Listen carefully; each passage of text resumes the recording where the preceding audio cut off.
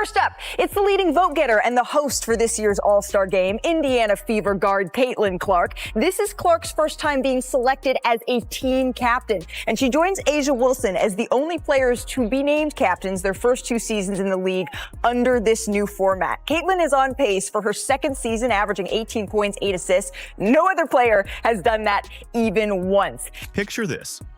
Caitlin Clark gets nearly 1.3 million All-Star votes, more than the entire top 30 players combined got in 2023. She breaks WNBA history and becomes team captain. In her first interview appearance since her groin injury a few weeks back, she triumphantly returns to ESPN for the 2025 WNBA All-Star Draft. But here's the twist that nobody saw coming. During the actual program, Clark makes a move so bold it literally changes everything. Are you ready to hear all about how Clark made history again? If you're excited about Clark's return, then comment CC record breaker. Let's go. And then out west, it's the Minnesota Lynx Napheesa Collier making her debut in captainship. But don't get it twisted, she knows this game well. She has been named an All-Star 5 out of the last 6 games. She's the 2024 Defensive Player of the Year and the favorite to win MVP according to ESPN Bet Sportsbook. But how about we check in on her GM skills? We're about to find out what those look like. It's just about that time. The captains are here. Fee, Caitlin, how are we feeling heading into your first draft as captains here? Here's something that will blow your mind about what Clark just accomplished with these All-Star votes. While she was recovering from her groin injury, fans were out there voting like their lives depended on it. Clark pulled in 1,293,526 votes. That's not just a record. That's a complete destruction of everything the WNBA has ever seen before. Let's talk about how crazy these numbers really are. In 2023, the top 30 All-Star vote getters combined for 1,171,000 votes total. Clark beat that number by herself. She got more votes than 30 of the best players in the league combined from just 2 years ago.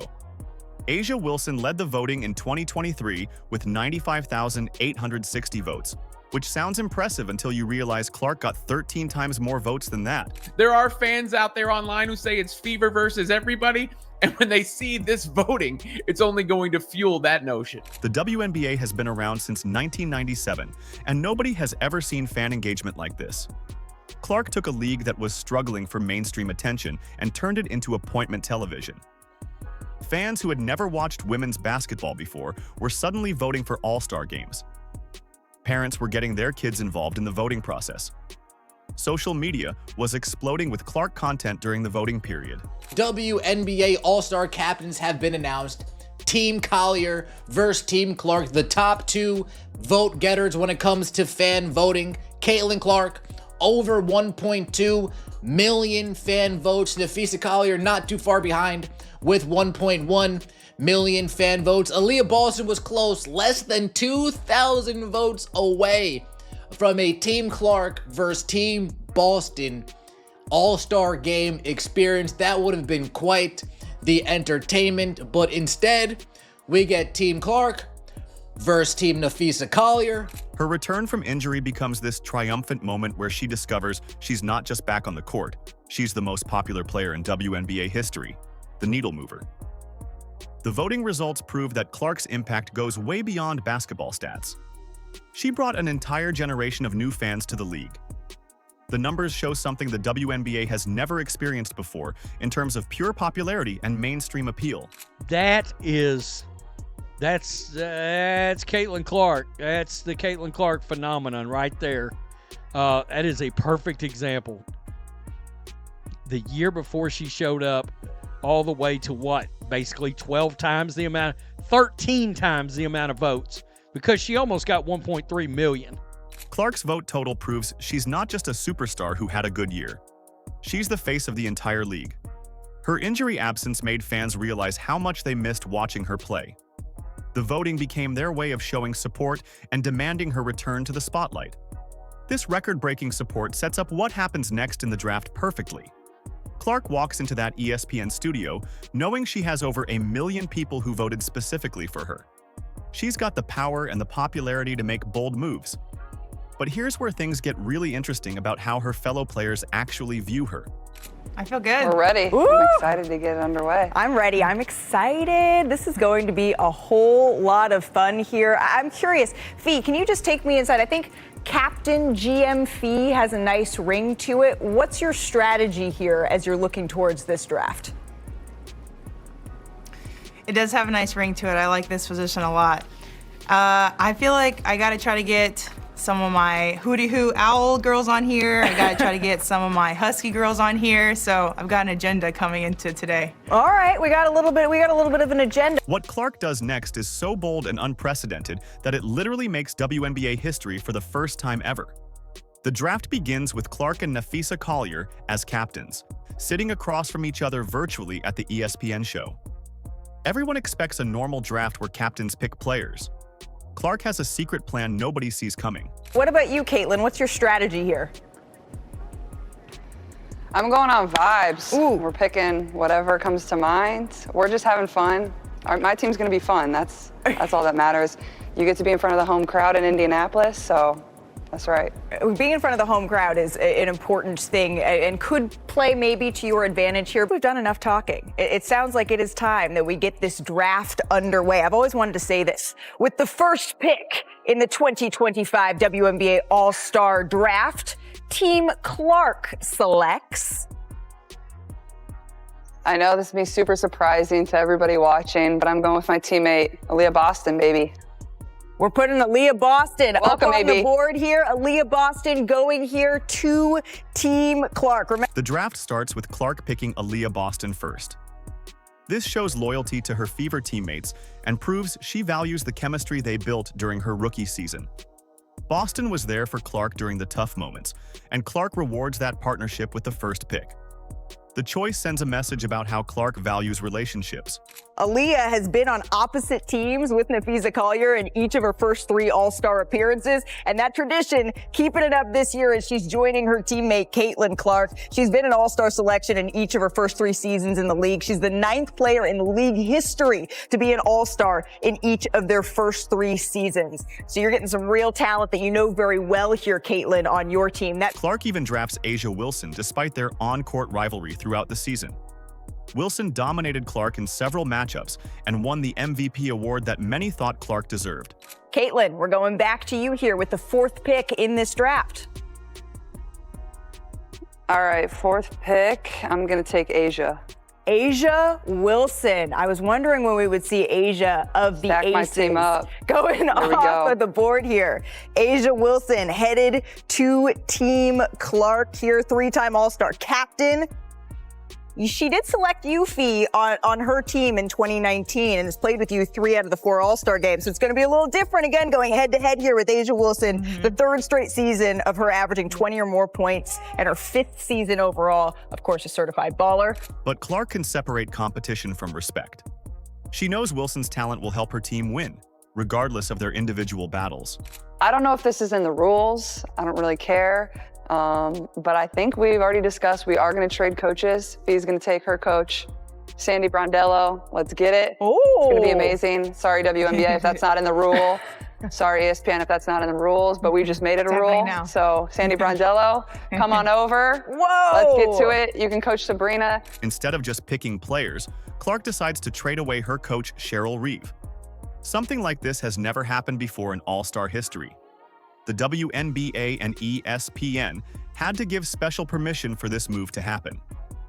Clark announces she wants to swap coaches with Collier, and suddenly the entire draft takes on a completely different energy. We have breaking Let me know. news here. I don't know that I've heard of a coach being traded in the All-Star game. This is something that you're agreeing to, Fee. There's no terms to this deal. I agree with Cheryl. I agree with the trade. I love Cheryl. She's my coach here. And you know what? That's just going to be worse for Team Clark because now we got more chemistry on our side. We got more synergy. We know what we expect from each other. So that was a bad move on your part, Caitlin. We're taking you down. The same Cheryl Reeve who rejected Clark from Team USA last year gets shipped off to coach Collier's team instead. Reeve was the coach who left Clark off the Olympic roster, despite her record-breaking rookie season. Reeve had also made comments criticizing all the attention Clark received throughout the year. Clark clearly remembered those slights and decided to do something about it. I'd rather watch paint dry. I'd rather watch dirt just be moved around because Caitlin Clark's not on the team. If she's there, it's appointment TV. You people, whoever did this, honestly, hey, take your brain, put it in a museum, and study it for how dumb you are. Clark brings in Sandy Brondello from New York to coach her squad. This move shows she's not just a player, but a strategic mastermind who understands team building goes beyond just talent. Brondello coached the Liberty to success, and Clark wants that winning mentality on her side. The trade proves Clark has real power in the league now. This coach trade becomes the most talked about moment because it shows Clark can make decisions that change the entire structure of the All-Star game. Collier and Clark are laughing and having fun with it, but you can tell this move caught everyone off guard. The ESPN producers probably scrambled to figure out how to handle this unprecedented situation. The coaches maybe is going to be the X factor. The coaches are maybe going to be the X factor. Hey, Sandy, defending champion, loves to shoot threes, lets her players get after it. I don't know. I'm feeling good with Sandy and Sabrina on my team. Collier responds with some playful trash talk about the trade. That's just going to be worse for Team Clark because now we've got more chemistry on our side, more synergy. We know what we expect from each other. That was a bad move on your part, Caitlin. We're taking you down. The competitive spirit comes out immediately after the swap. The coach trade reveals Clark isn't just popular with fans. She's become a leader who makes bold decisions that change the game forever. Clark took control of the entire All-Star experience and shaped it according to her vision. She didn't just accept the coach assignment. She actively worked to create the best possible situation for her team. By the way, I just got official word from the WNBA, from the league. I am hearing that a trade of coaches is permitted and it is granted. I wish I had a gavel here. So the coach trade has gone through. As the steward of this draft. It has been approved. And these are your teams. This is going to be a whole lot of fun. This move proves Clark has grown from a rookie sensation into someone with real influence in the league. She's not afraid to make waves or ruffle feathers when it comes to winning. The coach trade sets up the All-Star game as more than just entertainment. You want to know something that will make you question everything about how the WNBA really works behind the scenes? While fans were breaking voting records to support Clark, the players themselves had a completely different opinion about where she belongs in the league. WNBA players ranked Clark as only the 9th best guard in the league. Think about that for a second. The woman who just got 1.3 million votes from fans gets ranked 9th by her own peers. Players like Paige Beckers got ranked 4th. Sabrina Ionescu came in 2nd. Alicia Gray topped the list as the best guard. Even Natasha Cloud and Brittany Sykes got ranked higher than Clark. There's going to come a time when the CBA negotiations are going on. The owners are sitting across from the Players Association. The negotiators are in the room. They're trying to iron out things. And the owners all come together and they ask a question. They pose a question to the players. And the question's simple. Where's Caitlin Clark? Why isn't she here? And why isn't she sticking up for you ladies and advocating on your behalf? And when the Players Association, when the people in that room hear that question, they're going to be looking at each other confused, lost, and without an answer that doesn't make them look incredibly foolish. This creates this weird situation where the most popular player in league history isn't even top 5 in her position according to the people who play against her. Clark dominated fan votes by numbers nobody has ever seen before, but her fellow players basically said she's not even close to being elite at her position. The disconnect between fan love and player respect becomes this elephant in the room nobody wants to address. Fans see Clark breaking records and bringing unprecedented attention to the league. Players see something completely different when they vote. They're watching the same games, the same highlights, the same record-breaking performances, but somehow they come to totally different conclusions about her talent level. Everybody is talking about are the player rankings when it comes to the All-Star ballot. They put Caitlin Clark number 9 as far as the guards go for the WNBA. Not number 2 behind, I don't know who would possibly be ahead of her. Not number 3, not 4, not 5. Shout out to LeBron James. Not 1, not 2, not 3. They put her all the way at number 9. Clark's teammates like Aaliyah Boston and Kelsey Mitchell probably see this ranking and know it's completely wrong. They practice with her every day. They watch her make impossible shots and create plays that shouldn't exist. They know what she brings to the court better than anyone, yet the broader player community ranks her behind players who don't have nearly the same impact. The voting results reveal some serious jealousy and politics within the league that fans don't usually see. Players might be protecting their own status or the status of established veterans. Maybe they're tired of all the attention Clark gets. Whatever the reason, there's clearly some resentment brewing under the surface. This internal drama actually makes Clark's captaincy even more impressive. She's leading despite the hate. She's walking into that All-Star draft knowing half the league doesn't think she deserves to be there. Caitlin Clark has to be getting a light bulb. Oh, they just don't like me, right? Once we get to the Natasha Cloud and Brittany Sykes, a light bulb has to go off. Ding, ding, ding. Oh, they just don't like me. I'm done publicly coming to your girl's defense. I'm done publicly using my cachet, using my fans, my fan base to come support you guys. We're done with that. Here's what nobody is talking about regarding this All-Star game. It's not just about the game itself. It's about what happens next for Clark and the entire WNBA. The All-Star game in Indianapolis becomes this perfect storm where Clark gets to perform on her home court with record-breaking fan support behind her. Gainbridge Fieldhouse will be packed with fans who broke voting records just to see Clark play. This isn't just any All-Star game venue. This is Clark's house. The Indiana Fever's home court becomes the stage where Clark can silence all the doubters who ranked her 9th among guards. The crowd factor becomes this massive advantage as Clark essentially gets a home game atmosphere during what should be a neutral All-Star event. The WNBA All-Star Draft was fun between Caitlin Clark and Napheesa Collier, the team captains, picking the players, picking the rosters.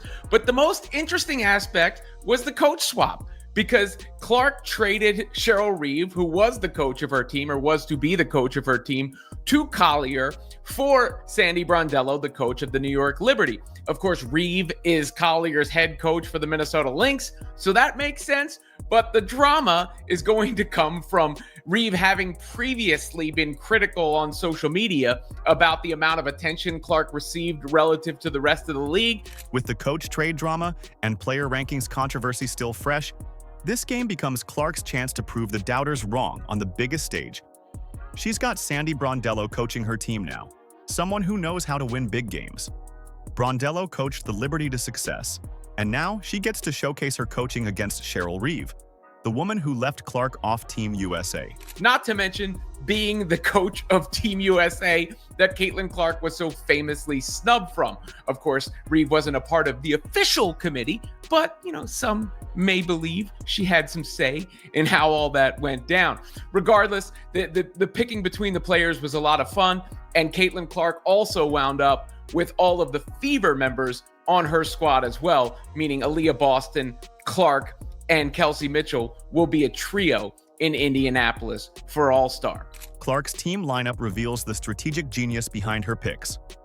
Aaliyah Boston brings chemistry from their Fever connection. Asia Wilson provides the basketball power needed to dominate inside. Sabrina Ionescu and Satu Sabali give Clark the perimeter weapons to create spacing. Her reserves include Kelsey Mitchell, another Fever teammate who hoped Clark would pick her. Collier's team counters with Brianna Stewart and her Yukon connections. Stewart brings championship experience and playoff mentality.